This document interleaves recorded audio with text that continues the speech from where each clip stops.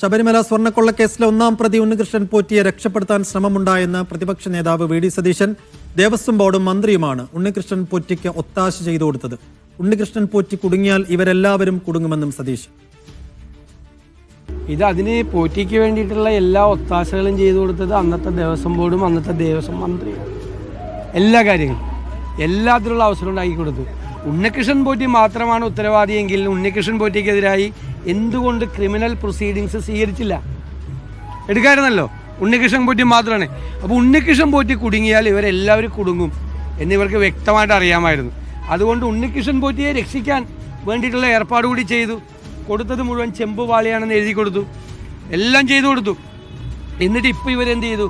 ആരും അറിഞ്ഞില്ല എന്ന് കണ്ടപ്പോൾ വീണ്ടും ഇത് പുറത്തേക്ക് കൊണ്ടുപോയി വീണ്ടും സ്വർണം പൂശി വീണ്ടും കട്ടെടുക്കാനുള്ള ശ്രമമാണ് ഇപ്പോഴത്തെ ദേവസ്വം ബോർഡ് നടത്തിയത്.